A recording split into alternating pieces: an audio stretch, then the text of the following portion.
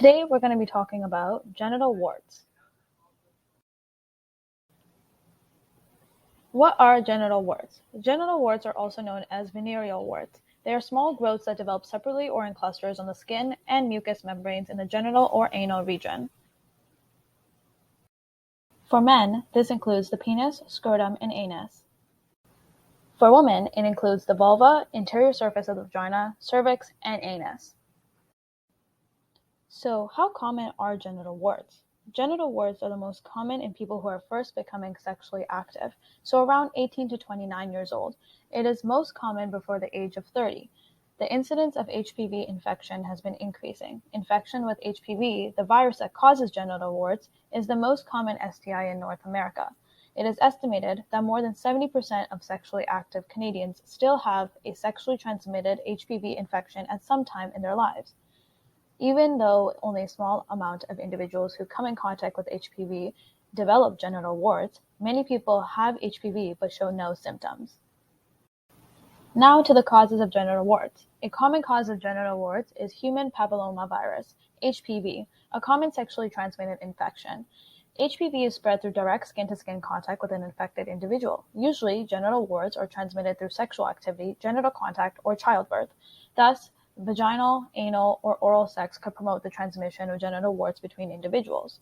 It's important to know that an HPV infection does not always cause symptoms, so some people can have the infection without developing warts. There are various forms of the virus. Some are the cause of genital warts and others are not. But overall, it's important to practice healthy behaviors and adopt preventative measures to prioritize one's health and well-being. As for symptoms, it is possible for warts to range in size from less than 5 millimeters to large masses. Their growths are usually not painful, but can cause additional symptoms, including itching, skin discoloration, discomfort, and bleeding. As mentioned before, the majority of those who have HPV will not develop warts. Thus, it can be impossible to determine whether they have it or not. Most HPV infections are non-cancerous. However, some forms of HPV could increase the risk of developing cervical and anal cancer. These forms of HPV are not the same types that cause genital warts. Nevertheless, it is possible to be co-infected by different types of HPV and be susceptible to various health conditions at once. So, how long do they last? The severity of genital warts could vary among individuals. In about 80% of cases, genital warts will spontaneously clear within 2 years. For others, it may take longer. There are 10 to 20% of people who have HPV but do not show visible symptoms, such as genital warts, but the infection will remain for the rest of their lives. Warts will be eliminated faster with treatment and will be less likely to reoccur. Remember, everything starts with an accurate diagnosis. People often feel embarrassed by growths in the genital area and may be hesitant to see a doctor. However, seeing a healthcare professional like a family doctor or dermatologist is important for proper diagnosis and treatment. It is recommended to get a checkup if you had sexual contact with a new partner, suspect that you have genital warts, or believe you or your partner have any other sexually transmitted infection or disease. A healthcare professional can typically recognize genital warts during a physical examination, during which the practitioner may look inside the vagina or anus. For further testing, the doctor may take a biopsy, which is a small skin sample of the wart, and send it off to the lab. For females, a pap smear can also help diagnose warts. Keep in mind that the doctor may ask the person to return for a follow-up check, as genital warts may take time to develop.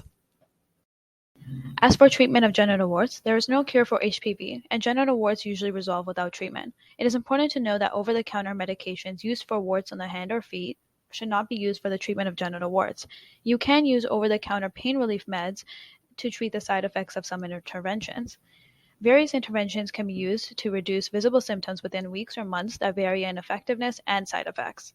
Treatments for genital warts include topical medications, which is an ointment that is applied directly to genital warts several times a day for several weeks in order to manage external genital and anal warts; cryotherapy, which is a quick and effective treatment involving the use of liquid nitrogen to form blisters around each wart so that warts eventually fall off; electrocautery, which is an effective procedure where a professional uses electric current to burn off genital warts and scrape away dry tissue; laser therapy, which is performed by a healthcare professional that will remove genital warts with a beam of intense light.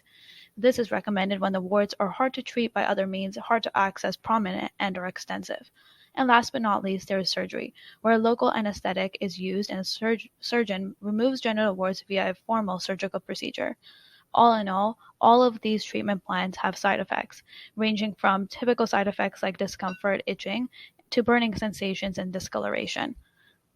It is possible for healthcare professionals to recommend more than one treatment. Should you experience any side effects, contact a healthcare professional for alternative interventions safe for treating genital warts. Reoccurrence of genital warts depends on the patient's general health status and health behaviors, so it's important to note that the removal of warts doesn't necessarily reduce the transmission risk of the infection, as they could return, making preventative measures equally as important. Speaking of prevention, we will be focusing on 3 areas: stigma, risk factors, and the preventative measures we could take. Despite its commonality, there's an ongoing stigma when it comes to sexually transmitted infections and diseases. A lot of the stigma is associated with judgment and inaccurate notions surrounding sex. Misconceptions of HPV and genital warts are prevalent, and which leads to feelings of shame and fear.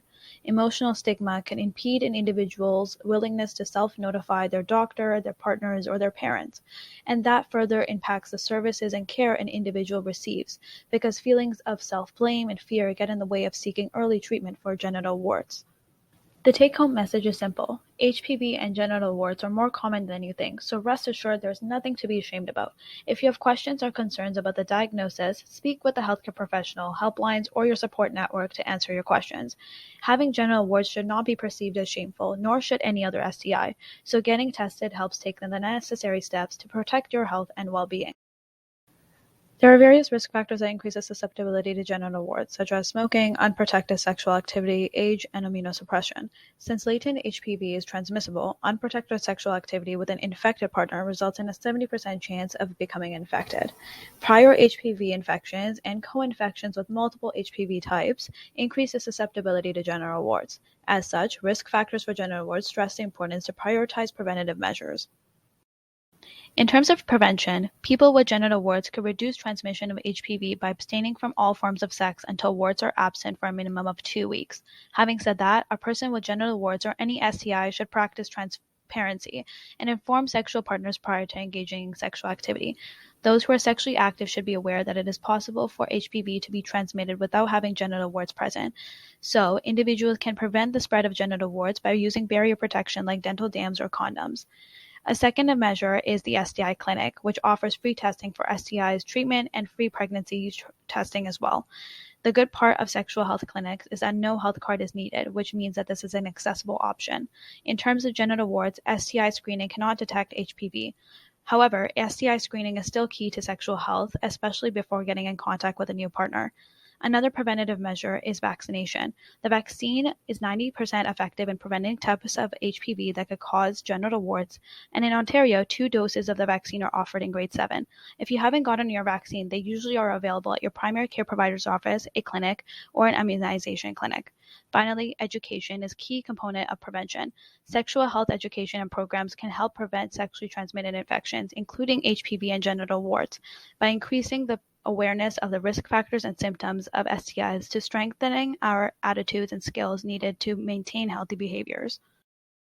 So remember, there is nothing to be embarrassed or ashamed about. The majority of individuals have had at least one STI in their lives, and you are not alone. Adopt healthy behaviors and preventative measures, and refer to health educational resources to find accurate and reassuring information. It's time to prioritize your sexual health and well-being.